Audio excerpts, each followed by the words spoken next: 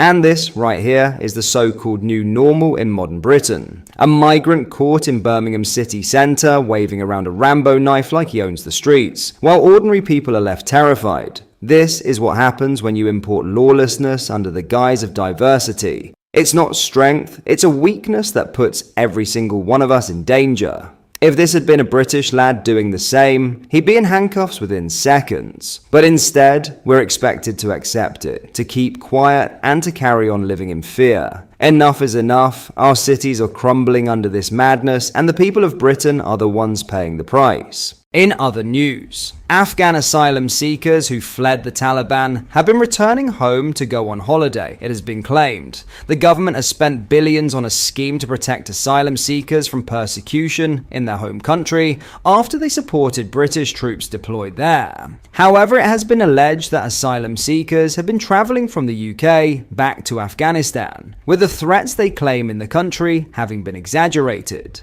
The revelations have been blasted as proof Britain's generosity has been taken advantage of, with critics saying there is an urgent need for change to the UK's asylum policy. A former interpreter who served with British forces in Afghanistan before starting a new life in the UK claimed that the Afghanistan Relocations and Assistance Policy, ARAP, had been exploited by Afghans. The allegations were made after a data breach involving details of over 18,000 soldiers and some of their family members involved in Afghanistan after a super injunction was lifted. One Afghan migrant who has been living in a Home Office hotel in the Midlands said, "You don't leave before getting your asylum case accepted. Because first, it is risky, and second, the British government will be holding your passport during the process of your application." The migrants instead obtain Iranian visas very easily and travel to the Afghan border and cross without having Afghan stamps on their passports. They bribe Iranian and Taliban border forces through prior contacts to avoid passport stamps that would put them in trouble. A Taliban official told The Telegraph that it is not their issue and is up to the government to solve their problems. One migrant said, "My husband is insisting we should go and visit because it's been over 2 years since we saw our families last time. But I tell him we have a safe and happy life here, and why should we put our status in danger?"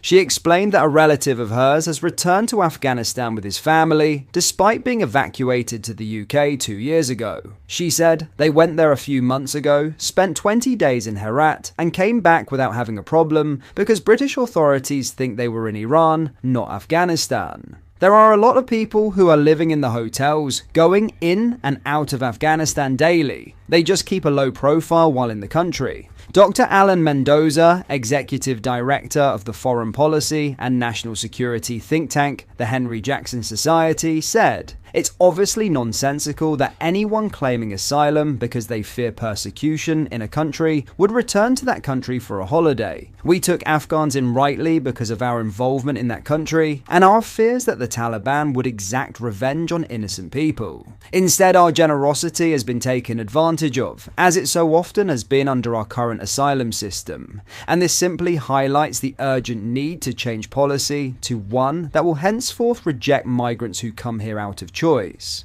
The asylum seekers have allegedly also staged torture videos in order to be able to relocate to the UK. The former interpreter said that the only threat is unemployment for them. Afghans who had already been granted asylum in other safe countries such as Belgium were still granted asylum in the UK. The Ministry of Defence has been approached for comment. A Liberal Democrat member of Parliament has urged the government to accelerate asylum application processing to address workforce gaps in agriculture and hospitality. Marie Goldman, who represents Chelmsford, argued that approved asylum seekers should be permitted to fill positions in industries experiencing severe staff shortages. "We need more people in our hospitality industry and people picking our crops, for example," Ms. Goldman said. The MP criticised the current system where applicants remain in limbo awaiting decisions. "If they are languishing in the asylum system, we're getting nowhere. People are frustrated, and I can understand why," she said.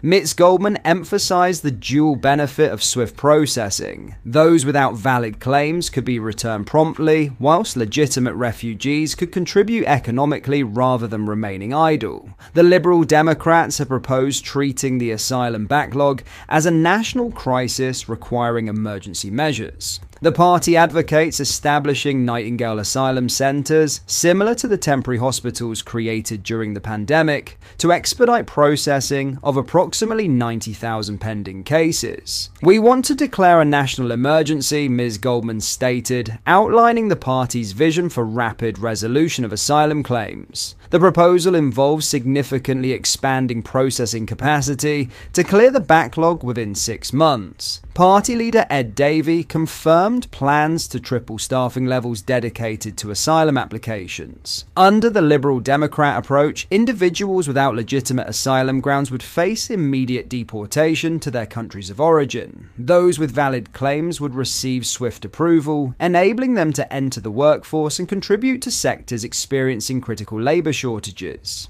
Ed Davey has framed the asylum processing reforms as both economically sensible and morally necessary. The Liberal Democrat leader argued that swift processing would eliminate hotel accommodation costs whilst addressing the mental health challenges many asylum seekers face. A lot of them have got mental health problems, trauma they've escaped from, and are worried about relatives left behind, Davey told The Guardian. He accused the previous Conservative government of deliberately creating delays as a misguided deterrent strategy. Kemi Badenoch should apologise for the Conservatives explicitly trying to build a backlog of asylum applications, Mr Davey said. The party leader maintained that rapid processing would undermine far-right narratives. It also takes away a target for the likes of Tommy Robinson, he stated, positioning efficient asylum handling as crucial for social cohesion. The Liberal Democrats are presenting their immigration stance at their Bournemouth conference this weekend, with Sir Ed Davey pledging to stop the boats through enhanced cooperation